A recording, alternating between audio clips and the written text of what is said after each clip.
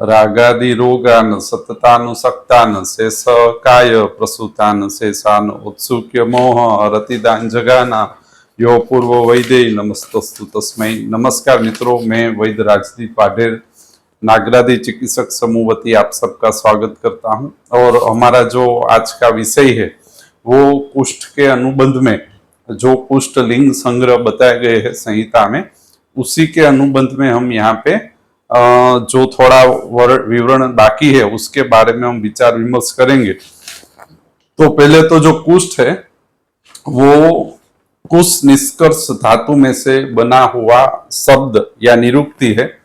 कुष्णाति अंगम इति कुष्ठम, यहाँ पे स्पष्ट रूप से अंग शब्द लिखा गया है कि हमारे शरीर के अंदर अंग आशय अवयव प्रणाली या हमारी प्राकृत धातु में जब त्रिदोष और त्वग मांस शोणित लसिका, ये जो 7 कुष्ठ द्रव्य है, इसके अंदर समूर्छन होने से त्रिदोष त्वग मांस शोणित लसिका, यह 7 कुष्ठ द्रव्यों के अंदर समूर्छन होने से अंग आशय अवयव प्रणाली या धातु में कुत्सित प्रक्रिया शुरू होती है।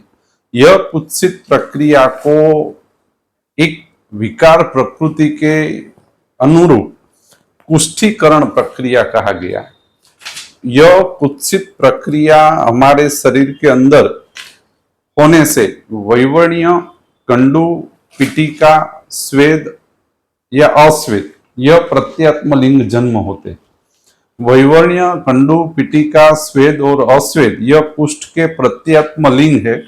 यह कुत्सित प्रक्रिया उत्पन्न होने पर रोगी के अंदर स्थानिक या सार्वदेहिक दिखाई देते। और यह कुत्सित कलुषित प्रक्रिया हमें रोगी के अंदर धातु विभंजन हो गया है, धातु विभंजन प्रक्रिया, कुष्ठीकरण प्रक्रिया इस रोगी में हो गई है और त्रिदोष त्वग मांस शोणित लसिका का समूर्छन हो गया है, इसका हमें व्याख्यान करता। यानी कि यदि आप अपने रोगी की वर्ण परीक्षा कर रहे हो और उसमें यदि आपको कोई भी व्याधि में विवर्णता, कंडू, स्वेद, अस्वेद प्रवृत्ति प्रत्यात्म लिंग के स्वरूप में मिल रहा है, तो उसके अंदर स्थानिक सार्वदेहिक अंग आशय अवयव प्रणाली में कुष्ठीकरण प्रक्रिया का यह प्रत्यात्म लिंग है। कई रोग के अंदर भी आपको, व्याधि के अंदर भी उपद्रव के स्वरूप में या अन्य लक्षण के स्वरूप में कुष्ठीकरण प्रक्रिया का लिंग आपको रोगी में देखने को मिलेगा। यह दर्शाता है कि इस व्याधि के अंदर त्वग मांस शोणित लसिका और त्रिदोष के समूर्छन के द्वारा निश्चित अधिष्ठान में कुषित और कलुषित प्रक्रिया शुरू हो गई है। कुषित कलुषित प्रक्रिया यानी कि कोथ का उत्पन्न होना, कुषित तत्व होना, अपना प्राकृत रचनात्मक संगठन को छोड़ देना। कोई भी अंग आशय अवयव प्रणाली या स्रोत जब अपना प्राकृत रचनात्मक संगठन खो दे और उसमें कोथ या कुषित तत्व उत्पन्न हो, तब कुष्ठीकरण प्रकृति शुरू हुई है, यह हमें ज्ञात होता है। बराबर, जैसे कि ascites, cirrhosis of liver, kidney disease के अंदर उपद्रव के स्वरूप में कुष्ठीकरण प्रक्रिया की कुष्ठ के पेच रोगी के अंदर देखने को मिलते। कैंसर है, अर्बुद है, कई रोगी के अंदर उपद्रव के स्वरूप में वो मिलते हैं, जो हमें यह व्याख्यान करता है कि इसमें कुष्ठीकरण प्रक्रिया शुरू हो गई। बराबर, अब यहाँ पे हम जा रहे हैं कि क्षुद्र कुष्ठ और महाकुष्ठ, यह 2 प्रधान कुष्ठ है। क्षुद्र कुष्ठ 11 प्रकार के क्षुद्र कुष्ठ है। एक कुष्ठ चर्म कुष्ठ, किटिप, विपादिका, अल्सर, दद्रु, चर्मदल, पामा, विस्फोट, सतारु और विचर्चिका। महाकुष्ठ, महाकुष्ठ का वर्णन जो हमने कहा था कि यह दोष प्रधान कुष्ठ है, दोष प्रधान वर्णन महाकुष्ठ में आता है। उसमें यदि आप चरक संहिता और सुश्रुत संहिता का अभ्यास करें तो वातज, पित्तज और कफज कुष्ठ के वात, पित्त, कफ दोष अनुसार सामान्य लिंग संग्रह बताए गए हैं और त्वग, शोणित, मांस, मेद, अस्थि, मज्जा और शुक्रगत कुष्ठ परीक्षण बताया गया।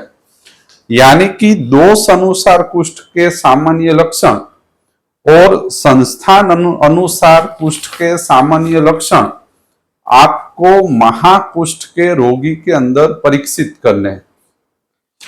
महाकुष्ठ के रोगी के अंदर दोष अनुसार और संस्थान अनुसार जो कुष्ठ के वर्णन आ रहे हैं, उसमें आपका महाकुष्ठ का रोगी का कुष्ठीकरण प्रक्रिया कितनी गंभीर धातु तक फैला हुआ है, उसका आपको रोग निदान ज्ञात होगा।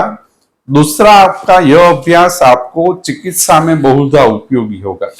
यानी कि आप कुष्ठ का निदान परिवर्जन उपक्रम चिकित्सा क्रम दे रहे हो और यदि मांस और मेदाश्रित कुष्ठ है तो उसमें कुष्ठघ्न अन्नपान सविशेष मांस और मेद धातु के होने चाहिए। उसके उपक्रम कुष्ठ के सविशेष मांस और मेद धातु के होने चाहिए और जो अन्नपान होते हैं वो मांस और मेद धातु के अंदर कुष्ठीकरण प्रक्रिया में विघात करने वाले सविशेष होने चाहिए। बराबर। तो यह आपका रोग निदान आपको चिकित्सा के अंदर निदान परिवर्जन उपक्रम और चिकित्सा में क्या तरतम करना है, उसके अंदर आपको निर्देश इसी से मिलेगा। बराबर। तो पहले हम दोष अनुसार कुष्ठ की प्रक्रिया देखें तो वात दोष के सामान्य महाकुष्ठ के अंदर परीक्षित में लिखे हैं कि रोक्ष्य, शोष, तोद, सूत, शूल, संकोच और आयाम। यदि कोई भी कुष्ठ में रोक्ष्य, शोष, तोद, शूल, संकोच और आयाम यह लिंग संग्रह यदि महाकुष्ठ के अंदर दिख रहा है तो यह शुद्ध रूप से वातज कुष्ठ का रोगी आपको ज्ञात करना है। यदि उसका कुष्ठ का दर्शन, स्पर्शन और प्रश्न परीक्षा में रोक्ष्य, शोष, तोद, शूल, संकोच और आयाम आपको देखने को मिल रहा है और पारुषत्व, खरत्व भाव है और हर्ष है, श्यावरुण वर्ण है, तो आपको यह कुष्ठ वातिक कुष्ठ ज्ञात करके जो आप कुष्ठ के निदान परिवर्जन उपक्रम, चिकित्सा क्रम और अन्नपान आदि करेंगे, स्वश्रुत आदि, यह कुष्ठघ्न और वातघ्न होने चाहिए। यानी कि कलिंग आदि, नीली, हरितकी जो हम दे रहे उसके साथ आपको वातघ्न द्रव्य संग्रह भी आप इस कुष्ठ के रोगी के अंदर दे सकते। बराबर। इसमें वातिक कुष्ठ में लिखा है कि सर्पी पान करवाए। चिकित्सा के अंदर सूक्ष्म निर्देश है, सर्पी पान यानी आभ्यंतर स्नेहन कराए और बस्ती कल्पों का और बस्ती कल्पन का उपयोग करके वातिक कुष्ठ को साध्यता को आपको करना चाहिए। पैतिक कुष्ठ, पैतिक कुष्ठ के प्रधान लिंग क्या मिलेंगे? दाह, राग, परिस्त्राव, पाक, विसर्गन और क्लेद और अंग पतन। दाह, राग, परिस्त्राव, पाक, अंग पतन, विसर्गन, यह पित्तज कुष्ठ के लिंग संग्रह। यदि आपके पास आने वाले महाकुष्ठ के रोगी में दाह, राग, परिस्त्राव, पाक ज्यादा हो तो उसको पैतिक कुष्ठ ज्ञात करके जो आप कुष्ठघ्न अन्नपान योजने वाले हो उसमें पित्तघ्न कुष्ठ अन्नपान, पित्तघ्न कुष्ठघ्न द्रव्य संग्रह औसत और उपक्रम आपको लेने चाहिए, क्योंकि कुष्ठ द्रव्य संग्रह में तीनों दोष के ऊपर कार्य करने वाले कुष्ठ द्रव्य औसत संग्रह और अन्नपान दोनों का वर्णन है। तो आपको सिर्फ पैतिक ही लेना है। बराबर। कुष्ठघ्न हो और पित्तघ्न समन शोधन करे ऐसा द्रव्य आपको लेना चाहिए। इससे त्वरित रोगी ठीक होता है। कम समय में, कम औषध में त्वरिता से रोगी सिद्ध होता है। पित्तज कुष्ठ के अंदर सामान्य चिकित्सा लिखी है, इसमें विरेचन कल्प, विरेचन कल्पना, कल्प योग और रक्त मोक्ष का उपयोग करें। तो यह शोधन सारवार या कल्पन कैसा होना चाहिए? तो विरेचन कल्पन, रक्त मोक्ष और विरेचन कल्पों का उपयोग करें अगर अब मान लो वातिक कुष्ठ है और उसमें आप विरेचन कल्प, रक्त मोक्ष और विरेचन कल्प ज्यादा दे रहे हो तो यह चिकित्सा योग्य रूप से कार्य नहीं कर पाएगी। कफज कुष्ठ में श्वेत्य, शैत्य, कंडू, स्थैर्य, उत्सेद, गौरव, स्नेह और जंतु भक्षण। श्वेत्य, शैत्य, कंडू, स्थैर्य, उत्सेद, जंतु भक्षण, यह कफज कुष्ठ के लिंग संग्रह। और यदि महाकुष्ठ का रोगी श्वेत्य, शैत्य, कंडू, स्थैर्य, उत्सेद, जंतु भक्षण, श्वेत वर्ण से युक्त है तो इसको कफज कुष्ठ ज्ञात करके यह रोगी को वमन कल्प से प्रधान रूप से साध्यता को यह प्राप्त करेगा। अब मान लो कफज कुष्ठ है और मैं वातिक स्वश्रुत अनपान शब्द दे रहा हूं तो कफज कुष्ठ वाले रोगी को अच्छा तो लगेगा लेकिन यह त्वरितता से साध्यता को नहीं प्राप्त करेगा। तो लिंग संग्रहों का परीक्षण आपको स्वश्रुत अनपान के तरतम दोष अनुसार विभाजन में ज्यादा उपयोगिता और स्पष्टता प्रदान करेगा। बराबर। अब आता है संस्थानगत कुष्ठ, त्वगाश्रित कुष्ठ यानी त्वगस्थ कुष्ठ कैसा होता है तो स्पर्श हानि, स्वेदनत्व, ईसत कंडू, वैवण्य, रुक्षपाव, कुष्ठे त्वची संश्रिते यानी कि कुष्ठीकरण प्रक्रिया त्वग, मांस, शोणित, लसिका और त्रिदोष से उत्पन्न होती है लेकिन यह कुष्ठ का स्थान संश्रय यदि त्वग स्थान में है तो उसमें दोषज लक्षणों के स्वाद, संस्थानगत विकृति लक्षण त्वग का, स्पर्श हानि, स्वेदन, ईसत कंडू, वैवण्य, रुक्ष भाव यह विशेष मिलेगा। स्पर्श हानि, स्वेदनत्व, ईसत कंडू, वैवण्य और रुक्ष भाव, इसमें स्पर्श हानि है, स्वेदनत्व, ईसत कंडू है। तो जब आप त्वचा है यह किसका उत्पादक मूल है स्वेदवाह प्रणाली का। बराबर। स्वेदवाही प्रणाली का उत्पादक मूल त्वचा है। स्वेद जो है यह मेद के आश्रित होके रहता है। तो त्वचा, मेद, प्राजकपित्त का जो भी संकलन है, वात दोष का स्थान है त्वक, मेद का उत्पादक मूल है। तो जब भी आप कुष्ठ का उपक्रम औसत तय करें तब आपको वात स्थान का स्थापन, स्वेदवाही प्रणाली का उत्पादक मूल का प्राकृत कर्म अनुवर्तन योग्य हो और भ्राजक पित्त और उदान वायु अपने योग्य स्थान पे आए, तद अनुसार स्वश्रुत, अनपान और औसत का चयन करना चाहिए। बराबर। अब आता है शोणिताश्रित कुष्ठ।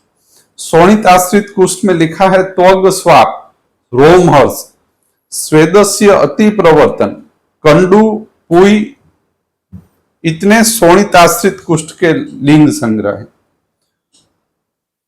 त्वचाश्रित कुष्ठ में लिखा था स्पर्श हानि और शोणिताश्रित कुष्ठ में लिखा है त्वग स्वाप। तो दोनों में क्या फर्क रहता है? स्पर्श हानि के अंदर स्पर्शेंद्रिय का संस्पर्श का अनुभव कम हो जाता है। रोगी के स्पर्शेंद्रिय का संस्पर्श का अनुभव कम हो जाता है। जैसे डायबिटिक फूड के अंदर आपको यह स्पर्श हानि देखने को मिलता है। त्वग स्वाप में क्या हो जाता है?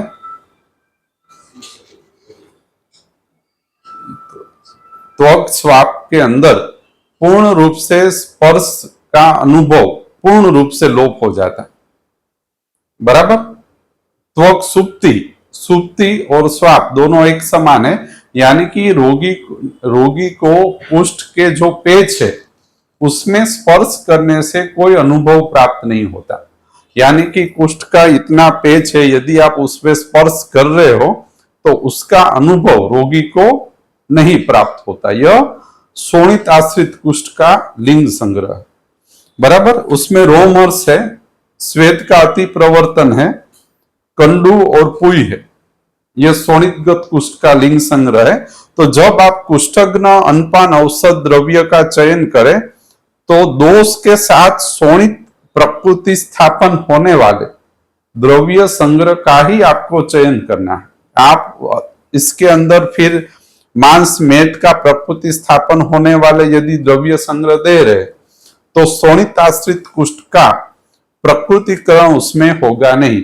यानी कि क्या होगा, 70 या 60% कुष्ठ ठीक हो जाएगा।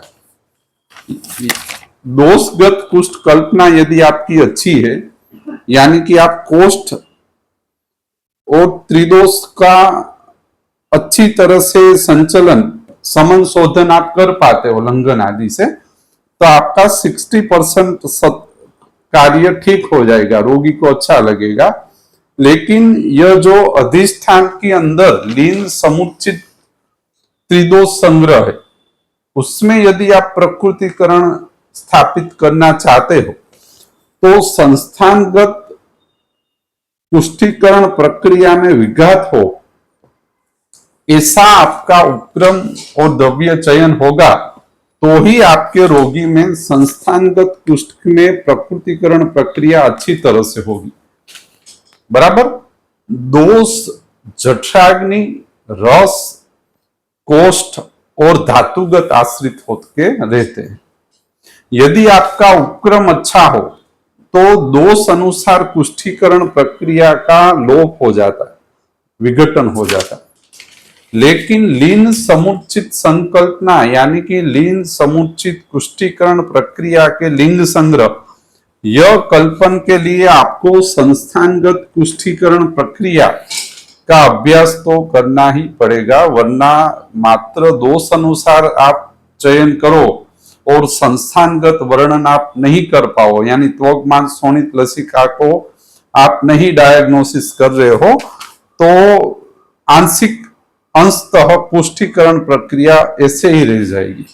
यह प्रकृति स्थापन के लिए आपको यह सब अभ्यास करना जरूरी है। फिर आता है मांसाश्रित कुष्ठ।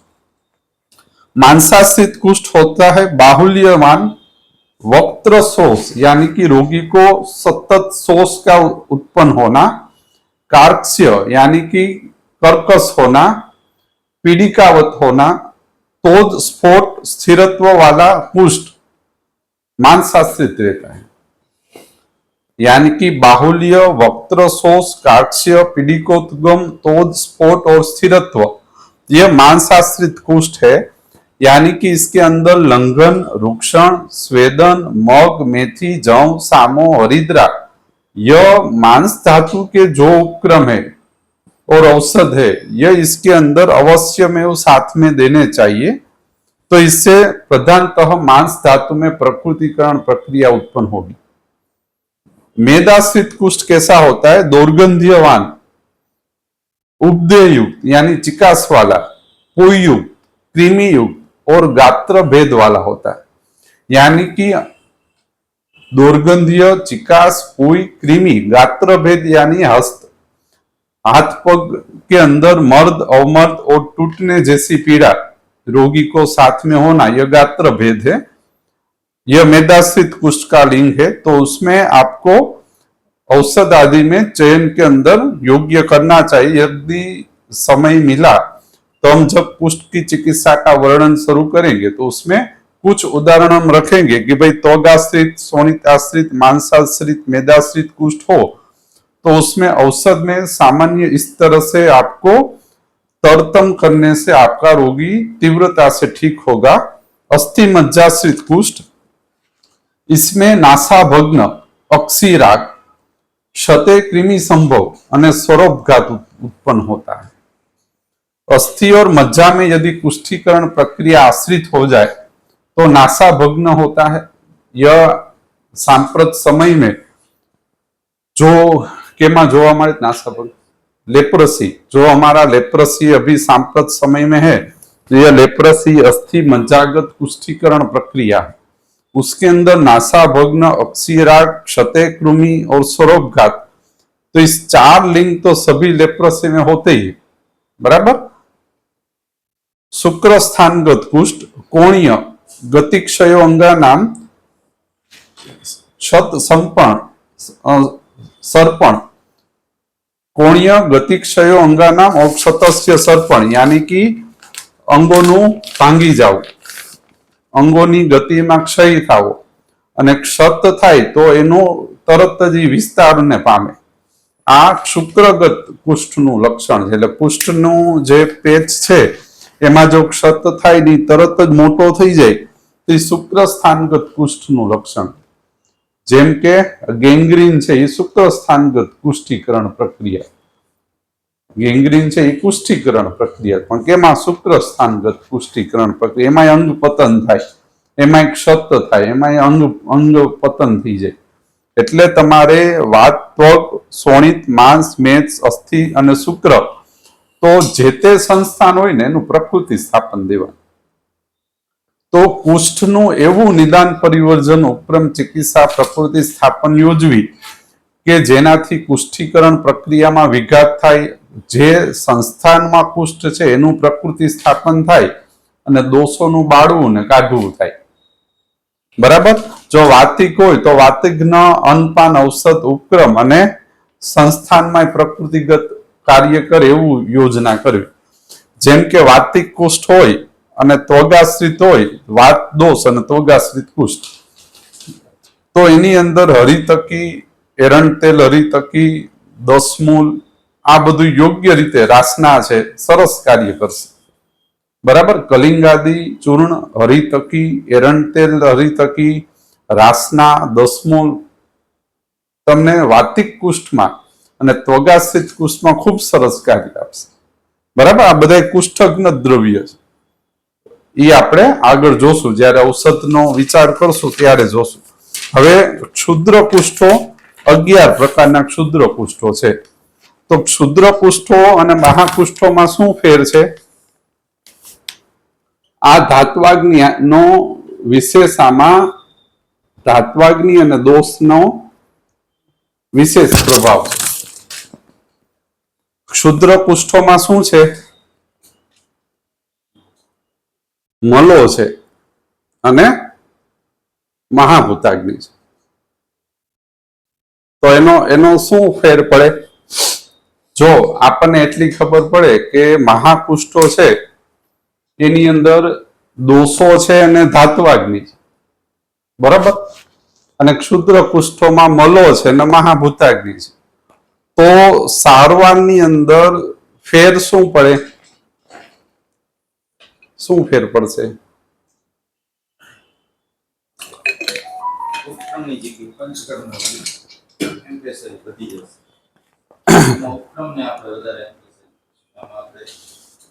હવે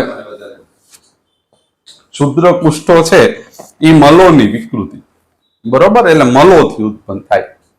મલો જે છે એ આપણા શરીરની અંદર પુરુષ મૂત્ર સ્વેદ મહાભૂતાગ્નિ, એટલે આપણા ક્ષુદ્ર કુષ્ઠો છે ને એ પુરુષ મૂત્ર સ્વેદ ક્લેદ અને મહાભૂતાગ્નિના વિસર્જન કર્મ વિક્ષેપિત થવાથી ઉત્પન્ન થતી પુષ્ટિકરણ પ્રક્રિયાની સમૂચના છે. એટલે ક્ષુદ્ર કુષ્ઠો છે ને એ પંચ મહાભૂતાગ્નિ, મલ, પુરુષ મૂત્ર સ્વેદ એટલે મલકરણ પ્રક્રિયા, મલ વિસર્જન પ્રક્રિયા, મલ ધારણ, ઉત્પાદન ને વિસર્જન, આ પ્રક્રિયા જ્યારે આપણી વિક્ષેપિત થઈ જાય ત્યારે સ્થાનિક લેવલ ઉપર ક્ષુદ્ર કુષ્ઠના પેચ ઉત્પન્ન થાય. આ મલિનીકરણ પ્રક્રિયામાં પ્રધાનતઃ મલો જ આશ્રિત થઈને રહેલા હોય છે. એટલે ક્ષુદ્ર કુષ્ઠો બહિર્પરિમાર્જન સાધ્ય સવિશેષ હોય. હવે બહિર્પરિમાર્જન થી એક આપણે શું લઈ કે ભાઈ લેપનો ઉપયોગ કરીએ, એક આંશિક આપણો વિચાર થયો કે ભાઈ લેપ આપણે આપો. બીજું બહિર્પરિમાર્જન થી મલ સંશોધન પ્રક્રિયા પણ લેવાય. બહિર્પરિમાર્જન થી એવા અન્નપાન, એવા ઔષધ અને એવી યોજના કરવાની કે જે મલિનીકરણ પ્રક્રિયામાં સંશુદ્ધિ ઉત્પન્ન કરે. એટલે પુરુષ મૂત્ર સ્વેદ અને મલ જે છે એના વિસર્જન પ્રક્રિયાની અંદર જે અન્નપાન ઔષધ આપણને સહયોગી થશે એ ક્ષુદ્ર કુષ્ઠોનું સાધ્યત્વ ઉત્પન્ન કરશે. એટલે ક્ષુદ્ર કુષ્ઠોની સારવાર તમે જોશો ને તો એની અંદર બાહ્ય પ્રલેપ પ્રદેહ જે છે ઈ અને મળ સંસંધિ પ્રક્રિયા આ જેની અંદર ઉપયોગી થાય. બીજું, જો મલિનીકરણ પ્રક્રિયાની સંશુદ્ધિ માટે આની અંદર તમારે સવિશેષ પોરીસમૂત્ર સ્વેદ અને ક્લેદનો જ વિચાર કરવાનો. બરાબર. પ્રાકૃત કર્મ અનુવર્તન જે થવું જોઈએ મલ વિસર્જનનું એ ન થયું એટલે ક્ષુદ્ર કુષ્ઠો ઉત્પન્ન થયા. ક્લેદ શું છે? જો ભવિષ્યમાં આપણા આયુર્વેદની અંદર જો કોઈ સારામાં સારો રોગ નિદાનનો, રોગકરણ પ્રક્રિયાનો, સમૂર્છન બનાવવા માટેની પ્રક્રિયાનો અને સમૂર્છન વિઘટન પ્રક્રિયા માટે જો કોઈ સવિશેષ આધાર હોય તો એ માત્ર ને માત્ર ક્લેદ છે. ભવિષ્યની અંદર એવું બને કે માત્ર ક્લેદના વિચાર ઉપર નોબેલ પુરસ્કાર મળે એવું આ જબરજસ્ત વસ્તુ ક્લેદ. ક્લેદ એક એવી સંભાવના છે કે આપણા શરીરની અંદર દોષો, ધાતુઓ અને મલો નો વ્યાપાર કેવો ચાલશે એનું નિર્ધારણ કેના ઉપર છે? તો ક્લેદ ઉપર છે. અગ્નિની બાદ અગ્નિ શું છે? પ્રાકૃત અનુવર્તન છે. પ્રાકૃત અગ્નિ, પ્રાકૃત અનુવર્તન, ક્લેદ દ્વારા પ્રાકૃત વ્યવહારો ચાલે. પણ વિકૃત અનુવર્તન કેવું હશે એ આખે આખું ક્લેદ ઉપર આધારિત છે. દોષો વાયુપિત્ત કફ કેવા બનશે, વાયુપિત્ત કફની ગતિ કેવી હશે, સમૂર્છના કેવી પ્રગાઢ બનશે, એ બધું જ ક્લેદના અભ્યાસ ઉપર આધારિત છે અથવા ક્લેદના સ્થાન ઉપર આધારિત છે. સુરાણી સાહેબનું બુકનું વર્ણન તમે વાંચો તેમાં ક્લેદ ઉપર સાહેબે સરસ બધું લખ્યું. બરાબર. દ્રવીભૂત ક્લેદ, ઘનીભૂત ક્લેદ એવા બે સ્પષ્ટ વિભાજન છે. દ્રવીભૂત ક્લેદ હોય તો શું કરી શકે, ઘનીભૂત ક્લેદ હોય તો શું કરી શકે. અને ક્લેદ એટલે આપણા શરીરના અંગ, આશય, અવયવ પ્રણાલીની ભીનાશ, પચપચાપણું, ચિકાસ. પ્રાકૃત કર્મ અનુવર્તન, ક્લેદ વિધૃતિ, ક્લેદ વિસર્જન પ્રક્રિયા સંહિતામાં સ્પષ્ટ બે વાર વર્ણન આવે. મેદસ્ય ક્લેદ વિધૃતિ, સ્વેદસ્ય ક્લેદ વિસર્જન. તો ક્લેદ એક એવો શરીરનો ભાગ છે કે જે દોષ સમુદાયોના વ્યવહારને નિયંત્રિત કરે. બરાબર. તો ભવિષ્યમાં આપણે ક્યારેક ક્લેદ ઉપર જાશું આગળ. બરાબર ને. પણ અત્યારે આટલું રાખો કે પોરીસમૂત્ર સ્વેદનો વ્યવહાર છે એ ક્લેદને સંચાલિત કરે. બરાબર. તો ક્ષુદ્ર કુષ્ઠોમાં ક્લેદનું ખૂબ મહત્વ છે કારણ કે પોરીસમૂત્ર સ્વેદનો વ્યવહાર ક્લેદ આશ્રિત છે. તો મહાભૂતાગ્નિ, ક્લેદગ્ન અને પોરીસમૂત્ર સ્વેદ સારા થાય, વિસર્જન સારું થાય એવા ઉપચારો કરવા. પૃચ્છ છે મટાડવા કારણ કે ત્યાં મહાભૂતાગ્નિ સુધી પહોંચવું પડે. ક્ષુદ્ર કુષ્ઠો લાંબા ચાલે. પૃચ્છ છે મટાડવા કારણ કે સ્થાનિક લેવલ ઉપર ક્લેદનું કાર્ય તમારે સાપેક્ષ કરાવવું પડે તો જ આ યોગ્ય થાય. એટલે બહિર્પરિમાર્જન અને આભ્યંતર ક્લેદ વિસર્જન ઉપર કાર્ય કરવું. એક કુષ્ઠ કેવું હોય?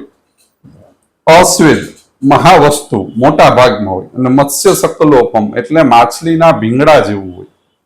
અશ્વેદ મહાવસ્તુ અને માછલીના ભીંગડા જેવી આકૃતિ જોવા મળે તો એને એક કુષ્ઠ કેવું. આ ક્ષુદ્ર કુષ્ઠ છે, મહાભૂતાગ્નિમાં હોય અને માત્ર મળ વિસર્જન પ્રક્રિયાના વિક્ષેપથી ઉત્પન્ન થાય. સોરાણી સાહેબ તો માત્ર હરડેના ઉપયોગથી અને ગૌમૂત્રના ઉપયોગથી ક્ષુદ્ર કુષ્ઠો સાધ્ય કરતા. આપણે એ મુજબ જાય છે અને બને એટલું યોગ્ય કરી શકીએ એવું આપણે પ્રયત્ન કરીશું. તો આપણે અત્યારે કુષ્ઠની અંદર મહત્તમ સારું કાર્ય કરીશું. બરાબર. ચર્મ કુષ્ઠ, ચર્માખ્ય બહલ, હસ્તી ચર્મવત, કંડુ, વ્યથા, હાથીની ચામડી જેવું જાડું, ઘાટું અને એવું જ દેખાય. વ્યથા વાળું હોય એટલે પેશન્ટને ચેન ન પડતો હોય એનાથી અને કંડુવાન હોય.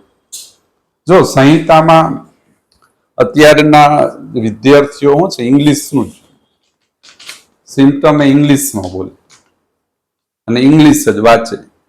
સંહિતાના સંસ્કૃત લિંગ સંગ્રહનું કઈ એને ખ્યાલ હોતો નથી. તો યોગ્ય જો સ્થિતિ કરવી હોય તો સંસ્કૃત વાંચન અને સંસ્કૃતના લિંગોના અર્થોનો અભ્યાસ એ જરૂરી થઈ જશે.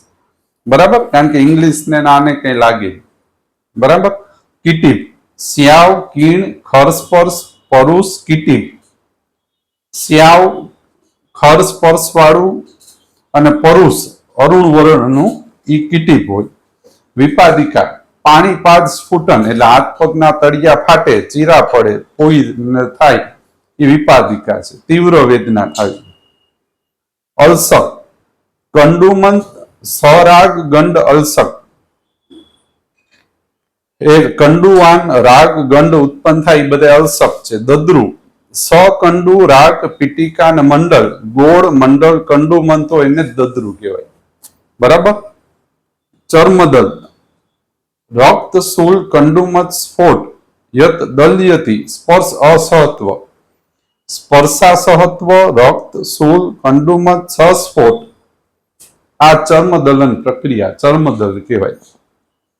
પામા, હાથ પગના હાથના અને પગના આંગળીઓના સંધિ સ્થાનમાં થાય, વિશેષ જોવા મળે. શ્વેતારુણ, સ્યાવ, કંડુલ, પીટિકા, વૃષમ. વિસ્ફોટ, સ્યાવારુણ વિસ્ફોટ તનુત્વક, સ્યાવારુણ વર્ણના પોડલા તનુત્વક વાળા હોય તો એને વિસ્ફોટ કહેવાય. સતારુ, રક્ત સ્યાવ સદાહારતી બહુવ્રણ સતારુ. વિચર્ચિકા, સકંડુ સ્યાવ પીટિકા બહુસ્ત્રાવા વિચર્ચિકા.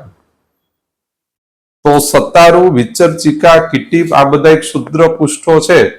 માત્ર બહિર્પરિમાર્જન અને મહાભૂતાગ્નિનું મલ વિસર્જન પ્રક્રિયા અને પક્વાશય શુદ્ધિ કરવાથી યોગ્યતાને પામે. બરાબર. તો આ માત્ર લિંગ સંગ્રહ આપણે જોયા. હવે આપણે જેટલું યોગ્ય થાય અને સંક્ષિપ્તમાં થાય એટલી ચિકિત્સાનો અનુભવ જોશું આપણે. બરાબર. તો અહીં સુધી રાખી પછી નેક્સ્ટ જોશું.